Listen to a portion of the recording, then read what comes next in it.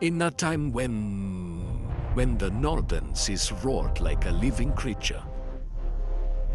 Menam Tinte there lived a Viking named Eirik Wolf-Eye. He was called that because one of his eyes was pale like winter ice, while the other glowed like embers.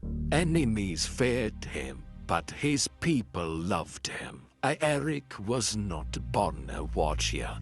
He became a warrior on the day his village was burned by raiders. He survived the flames but lost everyone he loved. From that night on, he vowed that his people would never again fall into darkness, whether by the hands of men or the gods.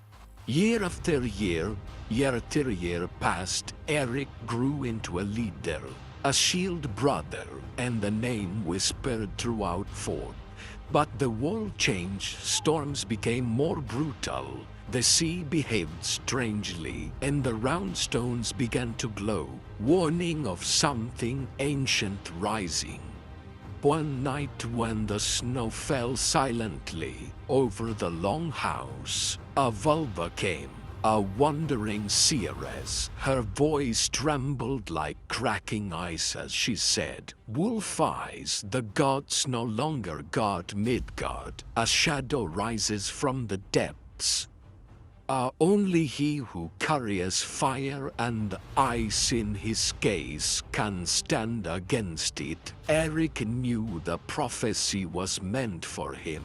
The next morning he gathered the loyal knights. They stayed pos a mighty shield about made a prom, thy on fist and life the young scout bearer of the clan song. Together they sailed into the unknown sea following the ancient round's guidance. Days turned into weeks, the sky darkened, waves rose like mountains. Time and again they nearly died, yet Eirik the resolve never wavered. Finally, they arrived at the Forgotten Island, a place that had never appeared on any map. At its center stood the giant stone door, filled with runic carvings older than Odin himself. As Eirik touched it, the ground trembled and the door opened. Inside lay an ancient creature foretold by the Volva, Jörmungandr, the World Serpent, coiled around the roots of the earth. But the serpent was awakening, its eyes open, glowing like molten iron. His breath shook the cave, his scales scraped like gravel. Fredish whispered, "We cannot fight this." But Eirik stepped forward not with fear, but with the calm of a man who has lost everything before. He raised his axe to the sky and called upon the gods for the last time. The cave exploded with light, the World Serpent roared, the earth shook violently, then silence. When the smoke cleared, Eirik stood alone, his companion still alive, but weak. The serpent retreated back into the depths, wounded but not dead.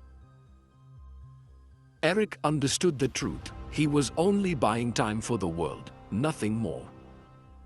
While gazing at the stormy horizon, he said to his companions, "This is not the end, but as long as I still breathe, darkness will not seize this world." They sailed home under a sky that was damaged yet beautiful, as heroes not just for their clan but for the entire world. And the legend of the Wolfstare became a tale carried by the North wind, a story of courage, sacrifice, and under a sacrifice, and a warrior who stood between humanity and the rise of ancient destruction.